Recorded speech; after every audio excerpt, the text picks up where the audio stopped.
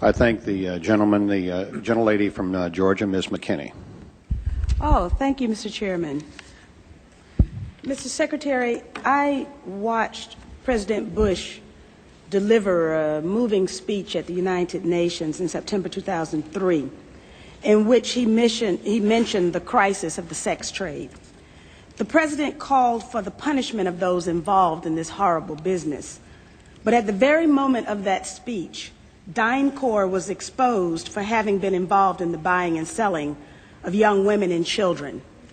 While all of this was going on, DynCorp kept the Pentagon contract to administer the smallpox and anthrax vaccines and is now working on a plague vaccine through the Joint Vaccine Acquisition Program. Mr. Secretary, is it policy of the U.S. government to reward companies that traffic in women and little girls? That's my first question. My second question, Mr. Secretary, according to the Comptroller General of the United States, there are serious financial management problems at the Pentagon, to which Mr. Cooper alluded. Fiscal year 1999, $2.3 trillion missing. Fiscal year 2000, $1.1 trillion missing. And DOD is the #1 reason why the government can't balance its checkbook. The Pentagon has claimed year after year that the reason it can't account for the money is because its computers don't communicate with each other. My second question, Mr. Secretary, is who has the contracts today to make those systems communicate with each other? How long have they had those contracts? And how much have the taxpayers paid for them? Finally, Mr. Secretary, after the last hearing, I thought that my office was promised a written response to my question regarding the 4 war games on September 11th. I have not yet received that response, but would like for you to respond to the questions that I've put to you today, and then I do expect the written response to my previous question, hopefully by the end of the week. Thank you, Representative. First, the answer to your first question is no, absolutely not. The policy of the United States government is clear, unambiguous, and opposed to the activities that you described. The second question. Well, how do you explain the fact that DynCorp and its successor companies have received and continue to receive government contracts?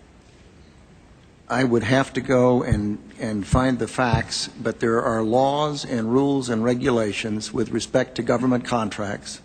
And there are times that corporations do things they should not do, in which case they tend to be suspended for some period. There are times then that under the laws and the rules and regulations passed by the Congress and implemented by the executive branch, that corporations can get off of out of the penalty box, if you will, and be permitted to engage in contracts with the government. They're not generally not barred in perpetuity. This company was never in the penalty box. If you could proceed to my second question, please. The second question,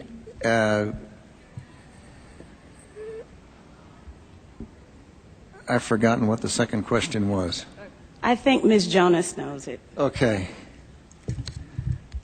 Thank you, Ms. McKinney. I appreciate the question. I appreciate your interest in our department's financial condition, and we are working very hard on that program. I've just come back recently. I understand that you're working hard on it, but my question was, who has the contract? How long have they had that contract, and how much money have we spent on it? In general, we spend about $20 billion in the Department on Information Technology Systems. The accounting systems are part of that. I can get you the exact number for the record of what we spend on our current, what we call legacy systems, and those that we're moving toward. And who has the contracts? That would be a multitude of individuals. Could you name some, please? Well, I think off the top of my head, well, I would rather not. I'd rather provide that for the record. That's not privileged information, is it? I'm sure it's not. Well, please. Yeah. And we still have time, so please. I would be glad to provide for the record. I don't want to talk from the top of my head and be incorrect. On your first question, I'm advised by Dr. Chu that it was not the corporation that was engaged in the activities you characterized, but I'm told it was an employee of the corporation. And it was some years ago in the Balkans that took place. It's my understanding that it continues to take place, and Is that right? Yes. Well, if you can give me information to that effect, I'm sure you are interested in all of the information that I have, and I'll be more than happy to provide it to you. Good, thank you. But I would also like to get information from you. Okay. For example, the information that I just requested about who has those contracts. Certainly. Let me assure the gentlelady that we'll make sure that this exchange of information takes place. And Mr. Secretary, if you can get back with us on the DynCorp we will story, we'll get that to the gentlelady. Thank you, Mr. Chairman. We'll get back on both of the first two questions, but the Congresswoman has raised the other question twice now, and I'd like to have General Myers respond because you mentioned it in the last hearing, and I think it would be helpful to get the answer, even though we're on red, if you don't mind, Mr. Chairman. General Myers, go right ahead. But I would like to have the answer in writing as well, as I thought my office was promised. Okay, I don't know about the promise, Congresswoman, but could you repeat the question to make sure I'm answering the right question? This is 9/11 question.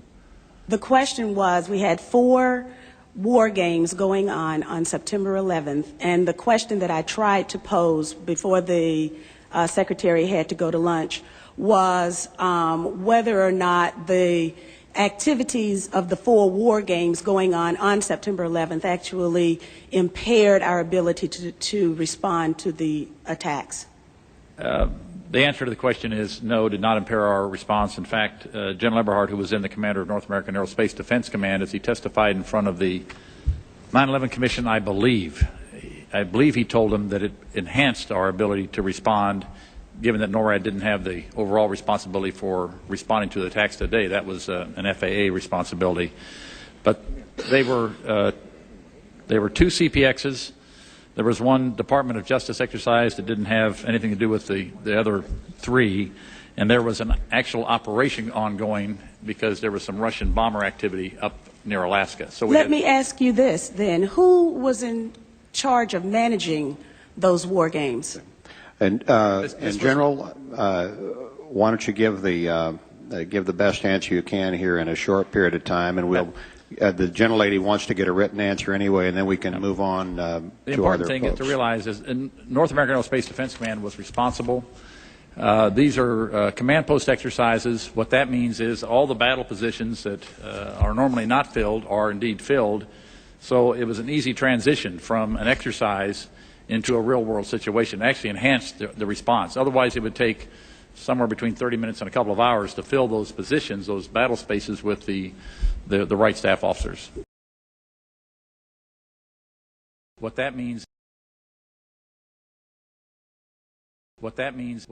to a real-world situation. It actually enhanced the response. Mr. Chairman, begging your indulgence, was September 11th declared a National Security Special Event Day? What that means. I'd have to look back. I do not know. You mean after the fact or before the? No, because of the activities going on that had been scheduled at the United Nations that day. I'd have to go back and check. Don't know. Thank you. Okay. I thank the gentlelady.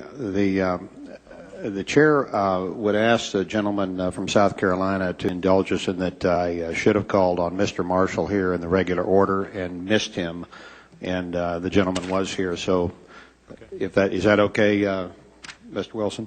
We'll recognize the gentleman from Georgia, Mr. Marshall. Thank you, Mr. Chairman, and I appreciate Mr. Wilson's indulgence. Well, you're going to owe him. Probably not very much.